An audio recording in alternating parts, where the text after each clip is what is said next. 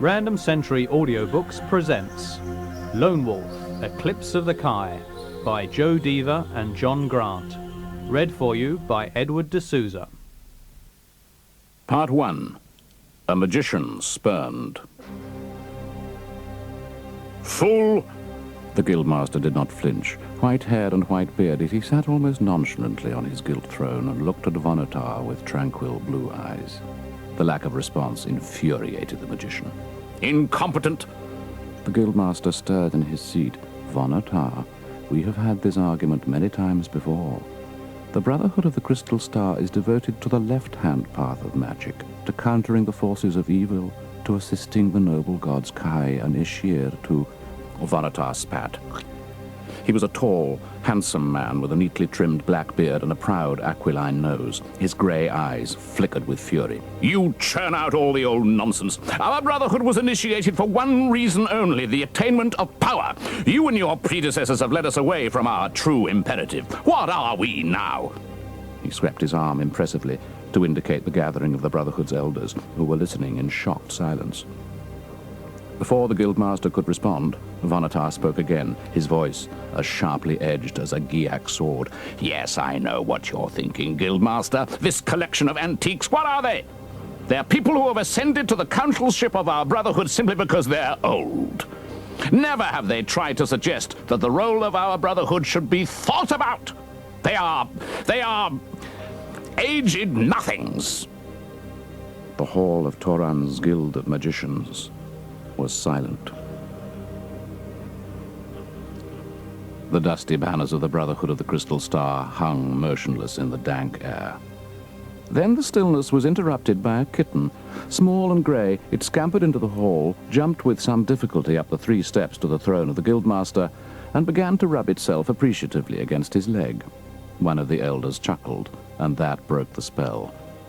Vonotar seemed to swell in size. Always a big man, he now appeared twice life-size. You! He shouted, pointing at the elder. You find something to laugh about. I have studied the right-hand path of magic, and I know it is our only way to power. He moved his arm around until it was pointing at the kitten, which was now licking the Guildmaster's foot. Can you do this using the left-hand path? A flame shot from his finger to the kitten, and the little animal collapsed into a pile of ashes. Vonotar turned back to the elders. Be warned, I could do that to any one of you. The magic of the right-hand path is more powerful than that of the left. If our Brotherhood is to achieve the power which it deserves, which it needs, we must be prepared to study the right-hand path. The Guildmaster looked at Vonotar with studied vagueness. Killing a kitten is a childish trick and hardly worthy of you, Vonotar.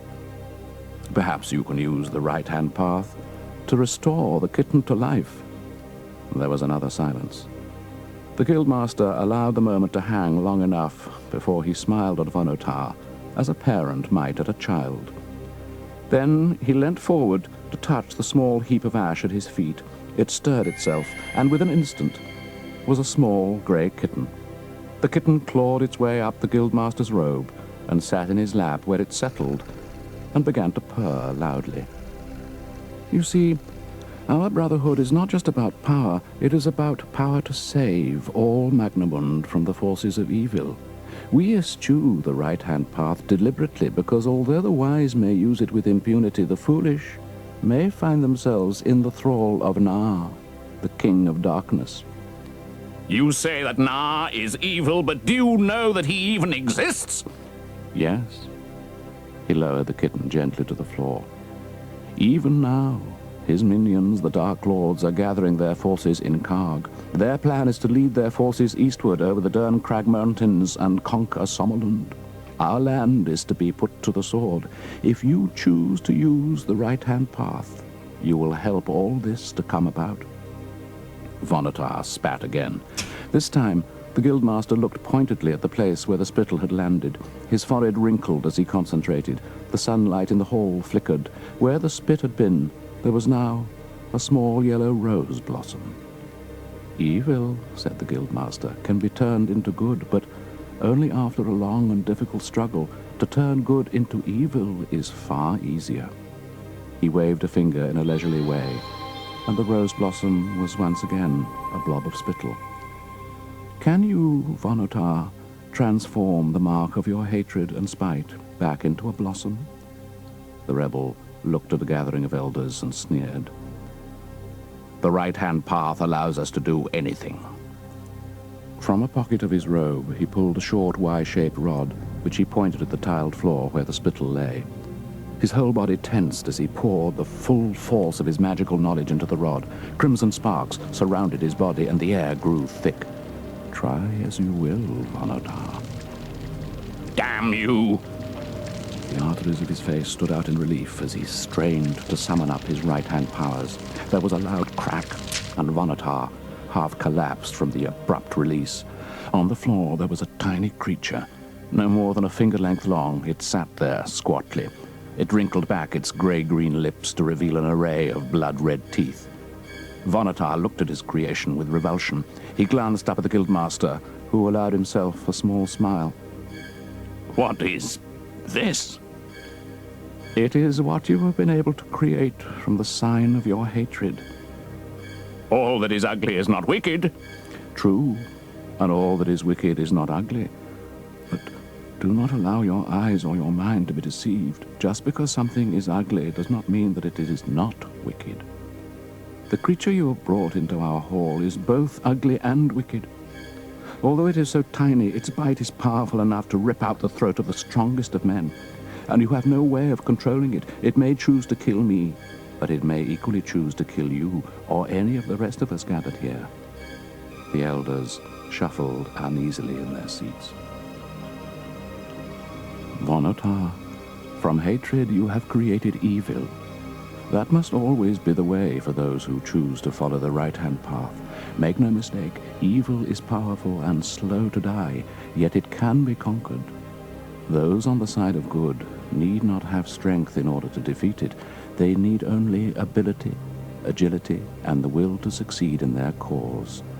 Watch carefully. The guildmaster leant forward again to the kitten and whispered a few words in its ear. The kitten stood upright and its tail began to flick. It stared intently at the loathsome little creature on the mosaic floor, then leapt from the guildmaster's lap and crouched by his feet. The toad-like creature opened its mouth, and a luridly red-forked tongue emerged. Clearly it was hungry, and equally clearly it saw the kitten as its next meal. Which side are you on, Vonotar? Vonotar did not reply. Like the elders, he was utterly motionless, watching in helpless fascination the contest that was about to begin. The cat is called Grey One. It is young, and it is not strong. Yet I pit it against your creature, and I know that it can win. Does your creature have a name? Surely that thing must have a name. I give it no name.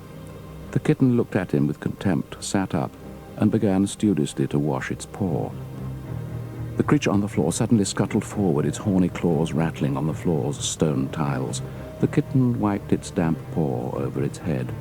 The creature pounced and landed on the step where Grey One had been only an instant before. The kitten had moved like quicksilver, so that now it stood behind Vonotar. While the small monster looked this way and that in perplexity, Grey One leapt up on Vonotar's back and rapidly scrambled up to his shoulder. What the... The kitten nuzzled its cheek against his ear and started to purr. The magician accepted the affection for a few moments and then came to a decision. Abruptly, he walked to the steps of the guildmaster's throne and stamped down once, twice, 3 times on the monster he had brought into existence. Then he brought his leonine head forward to glare into the guildmaster's eyes. You say I flirt with evil, and yet, as you can see, I allied myself with the kitten. We can use the right-hand path for good, I tell you. Without it, we can never gain supreme power, and without supreme power, we can never bring the world to its senses. Who killed your little monster, Vonotar? I did, of course. No, the kitten did. Grey One used you as a weapon, just as you might use an arrow to kill a Giak. The kitten knows more about the difference between good and evil than you do, my friend. Oh, yes. The guildmaster held up a hand to ward off the torrent of words that threatened to issue from Vonotar's lips. You are a man of great learning, and all of us respect you for that, but your learning has been at the cost of your wisdom. My kitten has read no books and discovered no spells, yet it recognized evil, and even though it was weak, understood immediately how to deal with it. Vonatar tried to say something, but the chaos in his mind was beyond words. Grey One is my gift to you. Let the kitten be your mentor the next time you desire to follow the right-hand path. At last, Vonatar found words. I reject your gift. I killed the creature. It was I who saw it as the incarnation of evil. Just because I practice the right-hand path doesn't mean that I'm not on the side of good. So, good conquers evil through the stamping of your foot. Vonatar, lift that foot. The rebel obeyed and then looked down. Crushed on the hard stone step lay the remains of a yellow rose blossom.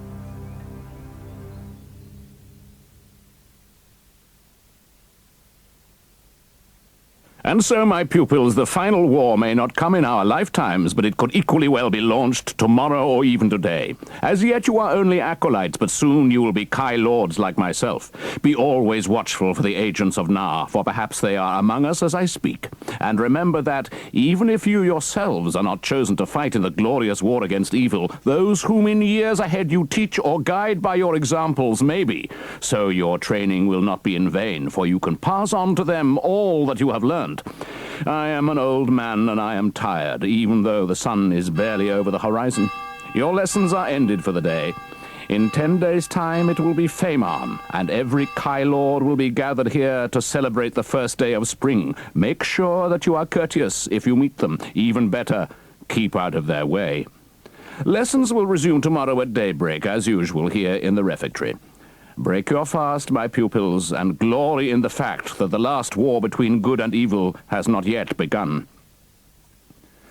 His morning lecture over, the elderly Kai Lord Stormhawk settled down to his own meal, a steaming boiled trout fresh from the river. He was a massive man. He had spent 20 years of his old age as a teacher here at the monastery, a task which he performed excellently. The young men and women in his charge would soon become warriors in the cause of good. He ruminated as he stared at his fish, which stared back glassily. All except... He looked up, and sure enough, one of them was slipping from the room. The boy named Silent Wolf was a headache. Yet again he had fallen asleep in class, and so yet again he had been condemned to forego breakfast in order to collect firewood from the forest. In fact, because of Silent Wolf's constant misbehavior, the monastery currently had more firewood than it could possibly burn over the summer months. The futility of Silent Wolf's punishment was part of the lesson which Stormhawk hoped he would learn. Even so, it was likely that the boy would never achieve the status of Kai Master. It had been a mistake plucking him from his village and bringing him here to the monastery. Stormhawk returned his attention to his fish. It looked appetizing enough, but somehow he felt uneasy. Today was not like any other day. He felt certain that something was going to happen, but he didn't know from where that certainty had sprung. He shuddered and pushed his plate away from him. Few of the acolytes noticed as he left the room, his head bowed in anxiety.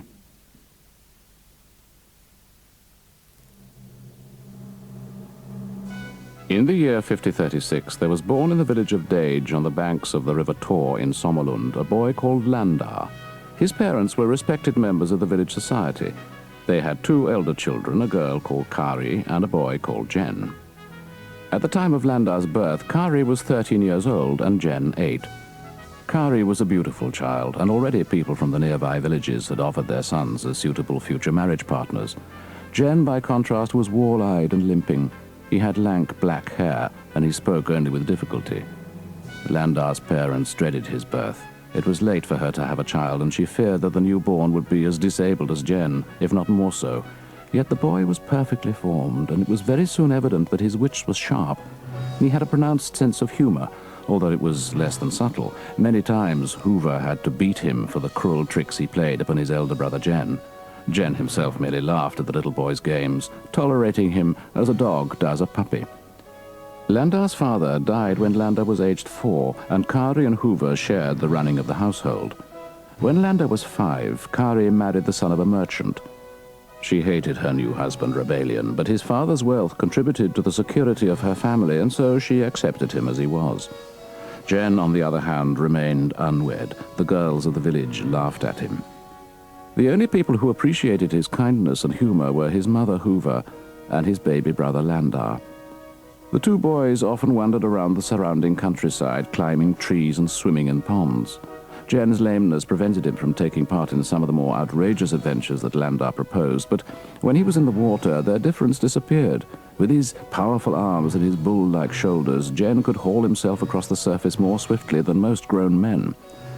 For a child, Dage was a paradise. To be true, the blacksmith Lawbach was grumpy and hit out at any child who dared to come within arm's reach, but this was a minor aberration. Dage is set within a ring of low, gentle hills where sheep, greys, and pigeons strut in sure confidence that they are safe from predators. The outside world is just that, outside, and the people of Dage care little for what goes on there. So far as the boy Landar was concerned, Dage was all of the universe there was.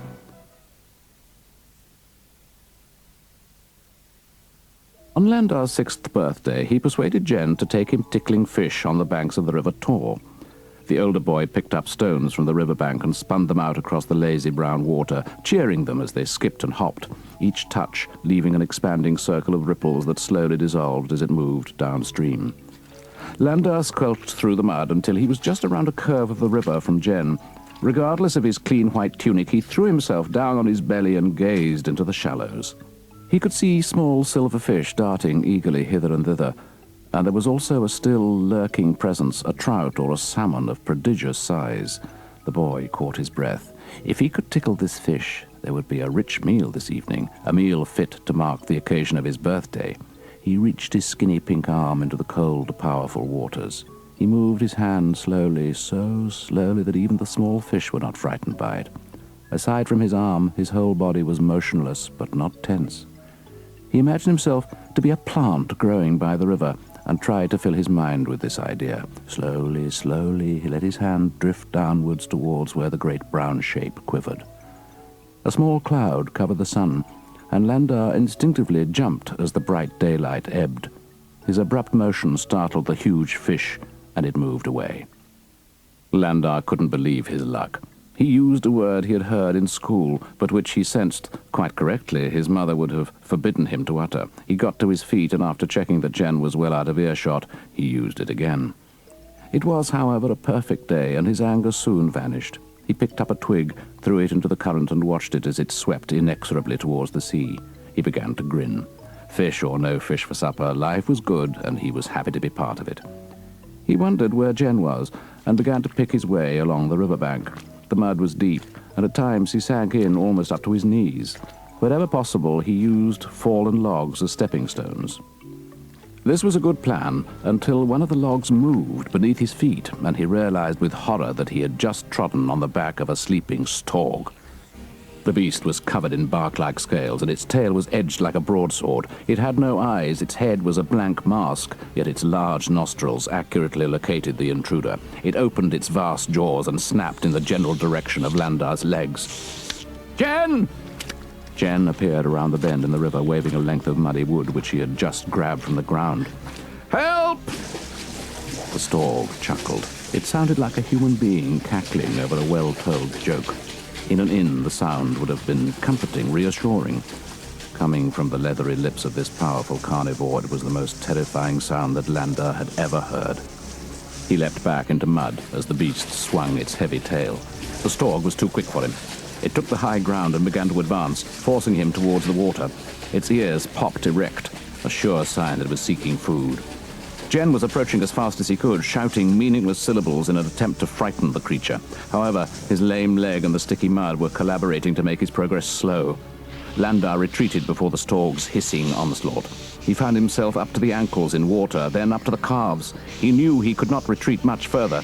Storks are swift on land, but in the water they are unbeatable. "Jen, help, please!" The older boy dragged himself closer and fell upon the stork.